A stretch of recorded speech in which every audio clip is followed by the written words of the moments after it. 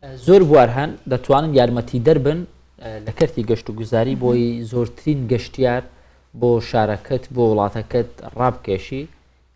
یەکێک لەو بوارانەی کە بۆ کەرتی گەشت و گوزار گرنگە ئەمیش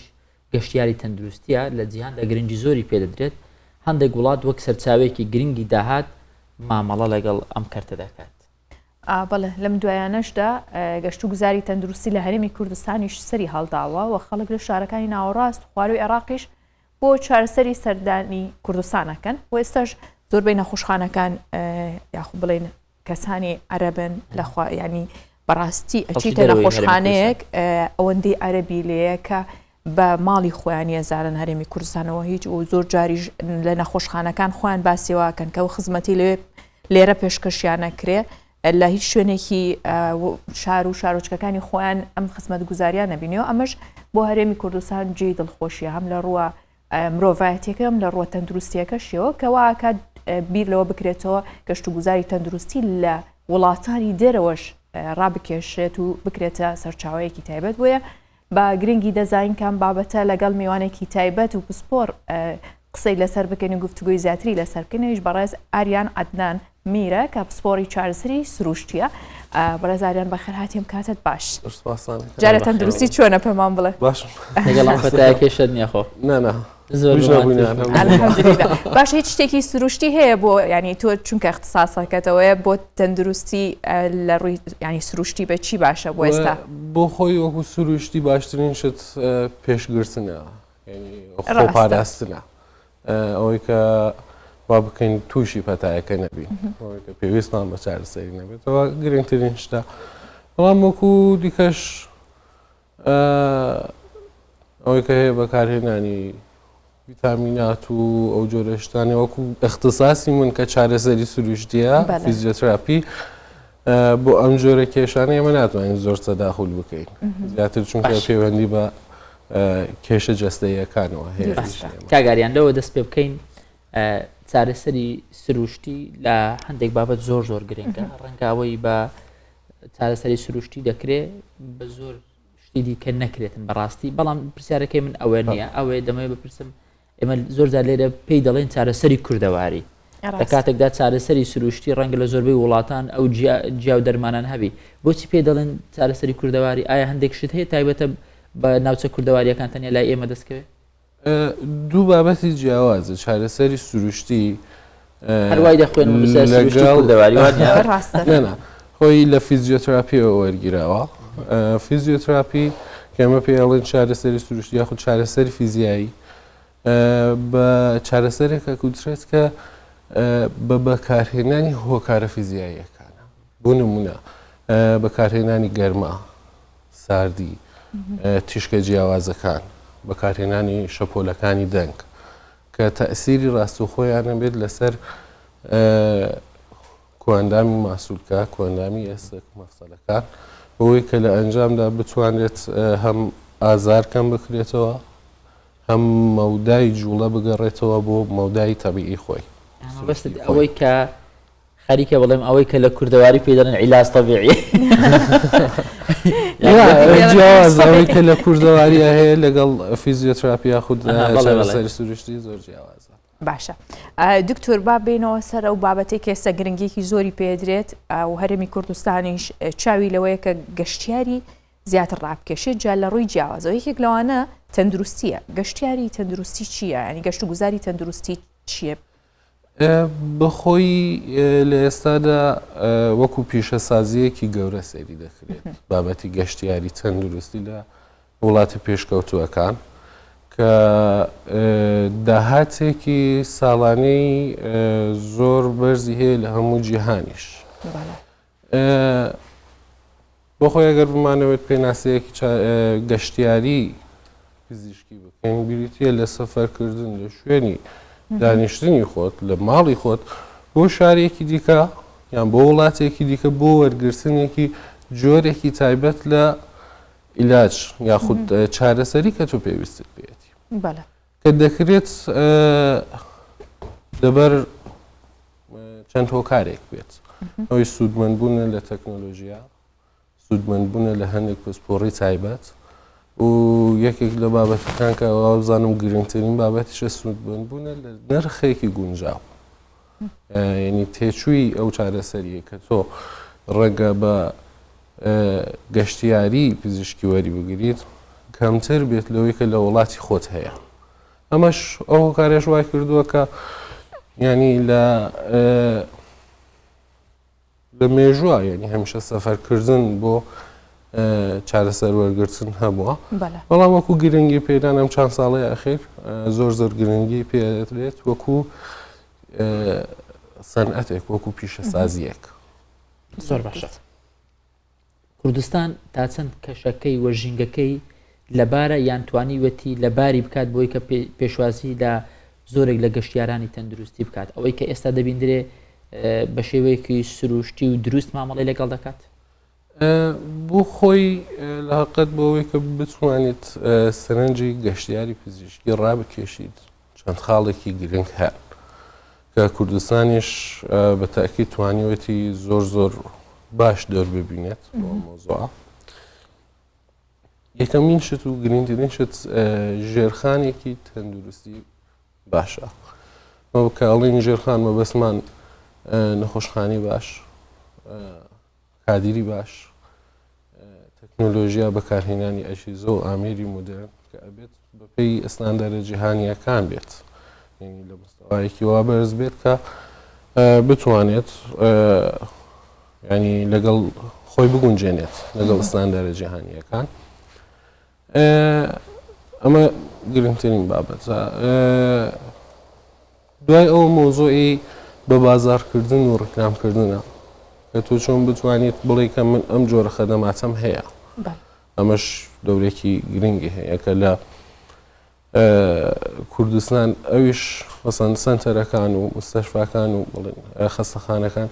زۆر ئەویش هەم دیسان بە باشی توانیوە تا ڕادەیەکی باش لە ناوخۆی عێراقیشی لەسەر بکەن بۆ دەروی عێراق زۆر بەکارهێنانی وێبسایتە بێت وێبسایتێکی زۆر باش هەبێت کە تۆ بتوانیت شەرح بکەی ئەو جۆرە خەدەماتانەی کە هەن لە کوردستان و هەروەها دروستکردنی ناوەڕۆک و داستانی ئەو نەخۆشانەی کە هاتوون چارەسەریان وەرگرتووە و چاک بوونێتەوە چونکە ئەمە دڵنیاییەک بۆ نەخۆشەکە دروست دەکات کە ئەتوانێت سغەت پێ بکات و ڕوو لە وڵاتەکەی تۆ بکات بۆ وەرگرتنی چارەسەر. باشە. ئەو بوارەی تۆ ئەو تایبەتمەندی کە تۆ هاتە لە چارەسەری سروشتیە تا چەند ئامێرەکانی بەردەستە لە ناو نەخۆشخانەکانە چه ئامێرێکی پێویستە؟ ئامێرەکان زۆرن ینی بمانەوێت ئێستا یەک بە یەک مناویان بێنین تۆزێک زەحمەتە بەڵام ئەوەی کە ئێستا هەیە ئامێرە ڕۆبۆتیکەکان ئێمە توانیمان دابینیان بکەین کە زۆر تەئسیرێکی باش وەکو کلینیکی خۆم وەکو سنتەری خۆمان سنتەری فیزیۆلایف توانیمانە کە لە ڕووی تەکنۆلۆژیەوە ئەو جۆرە ئامێران بێنین لە کوردستان کە ئیستفادەیەکی زۆر باشی هەیە بۆ ئەو نەخۆشانی کە تووشی پێکان ئەبن لە کوێندامی دەماریان تووشی شەلەلی ئەبن بەهۆی جەڵتەی مێشکەوە یان تووشی شەلەلی ئەبن بەهۆی ئیسابە لە هەبلی شۆکیەوە لە پڕکەپەتێک. تەمەن ئامێری ڕۆبۆت بۆەوەی کە ئەتوانێت جوڵەکان بناسێنێت هەڵسەنگاندنیان بۆ بکات بۆ پێی ئەو جوڵەیە کە هەیە مەجموعەیەک تەمارین و یارمەتی دەرەبێت بۆ زیاترکردنی جوڵەی ئەو نەخۆشانە کە تووشی ئەم جۆرە کێشانە بن. وەکو دیکەش لە هەرێمی کوردستان بەگشتی لە مستەشفاکانی ما ینی بەدەستهێنانی ئامێرە پزیشکیەکان و بەدەستهێنانی تەکنۆلۆژیا بۆی ئیشێکی زۆر قورس نییە ینی هەرەوەندەیە کە سێرچ بکەین بگەڕێن پێیا بکەین کە چ جیهازێک هەیە یاخود چه ئامێرێکی باشەیە کە ئێستا لە جیهانە ئیستفادی لێ بکرێت و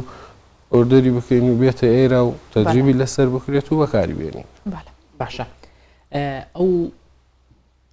بوارانەی کە تۆ باست کرد بەشێکیان کە مساعدن یارمەتی دەرن لەوەی گەشتیاری زۆر ڕابکێشی گەشتیاری تەندروستی بۆ نەخۆشخانەکان و بەشێکی دیکەشی پێم وایە سەرەکی دەگەڕێتەوە بۆ شارەزای پزیشکەکان یان زۆر جار نەخۆش بە دوای ناوی پزیشک دەکەوێت لەکوێ لەو شار بۆ ئەو شار هەتا وڵات دەگۆڕێ بۆی بتوانێت پزیشکێکی باش بدۆزێتەوە ئەم پزیشکانە لە کوردستان هەیە بە بڕوایتەوە خۆش لە شوێنی دیکە لە شاری دیکە لە وڵاتی دیکە بگوازێتوارێ درستە بە تاکید ینی هەروەکە باسم کرد بۆ ئەو مەبەستی گەشتیاری پزیشکی کە قسەی لەسەرەکەین یەکێک لە خاڵە گرنگەکان پسپۆریە ینی هەبوونی پزیشکێکی پسپۆر تر لە هەر اختصاسێک بێت ماشاءڵڵا لە کوردستانیش پزیشکی زۆر باشمان هەیە ئەم لە پسپۆڕیە جیاجیەکان ئەوە شوای کردووە کە خەڵک لە پارێزگاکانی تری عێراقەوە ڕوومان تێ بکات ئەو بۆ وەرگرتنی چارەسەر لە لای دکتۆرەکان ئێمە ینی ئێستا لە هەولێر دکتۆرمان هەیە کە بە بەردەوامی نەخۆشێک مەسەن لە پارێزگایەکی دیکەی عێراقەوە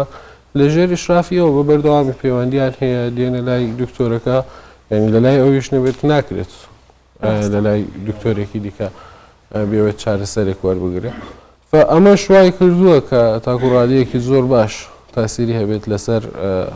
هێنانی گەشتیاری پزیشکی باشە دکتۆراریان زۆر جار جیا لە ئەم پزیشکانی کە پسپۆڕیان هەیە لە بوارەکەی خۆیانە چارەسەرێن بەڵام هەندێک کەسی دیکە لە ژێرناوی چارەسەری سروشتی بە بێەوەی خوێندبێتی بە بێەوەی بوارێکی تایبەتمەندی هەڵبژارد بێت پسپۆڕی سیای هەبێ تەنها وەکو خەبرا یاخود لە باوانیەوە بووی ماوەتەوە ئەبێتە چارەسەرکارێک کە خەڵکێکی زۆر ڕووی تێکا بەبێ گوێدانەوەی کە ئەم کەسە نەی خوێندووە لەو بوارەیە بڕوانامەی نییە کە بە شوێکی ئەکادمی پیاتی پەڕ نەبووە چی بۆ هاوڵاتیاناڵی کە خۆیان نەخۆشیەکەیان مدمینە زۆر جار نەخۆشی سەدەف هەیە کەمە لە جیهانە وترێ چارەسەرێکی بنبڕی نییە زۆر نەخۆشی دیکایە بەڵام خۆیانە دێنە دەست ئەو کەسانە تو چی بۆ خەڵکاناڵی بەداخەوە ئەو دیاردێ هەیە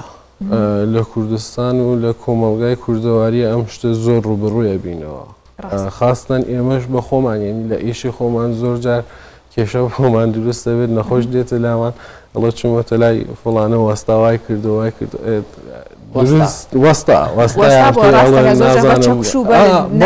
چارەسەریان کردووە ئەمە کێشەیەکی زۆری دروست کردووە ینی بۆ ئیشەکەی ئێمەش ینی تۆ تەسەوور کە بێ لەگەڵ نەخۆشێکە تەجروبەیەکی خۆم باسەکەم بۆتان لەسەر ئەم بابەتێکی وە نەخۆشێک ماموو تووشی جەڵتەی مێش کات بوو نزیکەی مانگێک من لەگەڵ ئەو نەخۆشە ئیشمە کرد تۆ تەسەوور کە هەموو ڕۆژێک 1-2 ساعت تەمرینی پێودا چونکە ئیش ئێمە ئیشێکی جەستەیە زۆرمان دوێبین نەتیجەیەکی باشی وەرگرت بوو کەوتو بووە سەر پێ چەند هەنگاوێکە ڕۆشت ڕۆژێک هاتەوە سەیرم کرد پشت قاچی هەمووی شیم بووەتەوە شوێنی وتم ئەمە چییە؟ وتی وەڵا چوو بە لای فڵانە کەس بە قامیش لێمدا زۆریش ئیستفادەم کرد یعنی وتم باشە ئەو ئیستفادەیە کە کردت چی بوو؟ ینی ئەبێت مشکلەکە ئەوەیە کە ئەم شتە چوەتە ناو باوەڕی خەڵکەوە تا ڕادێ باوەڕی پێەکەن بەڵام هیچ ئەسڵ ئەساسێکی نییە ڕەنگە لە هەندێک شوێن هێنانە جێی مەسەن دەرچوون یان ئەوانە چونکە زیاتر بابەتی تەکنیکین ئەکرێت هەنێ خەڵک وەکو بڵین شارەزا ئەوانش ئەگەر زۆر شارەزا من ئەمیشانە بکەن بەڵام وەکو چارەسەر بێگومان یعنی چارەسەر وەرگرتن لە لای پزیشکە لە لای کەسێکە کە پسپۆڕی هەبێت نەکەسێک تێت بات وای لێ کردو جارێکتر نەوێرە بڵێ ئازارمەیە بەڕێز ئالیان عەدنان میر پسپۆڕی چارەسەری سروشتی زۆر سپاس بژێت سپاس خۆشحاڵ بووین کە لەگەڵمان بوویت زۆر سپاس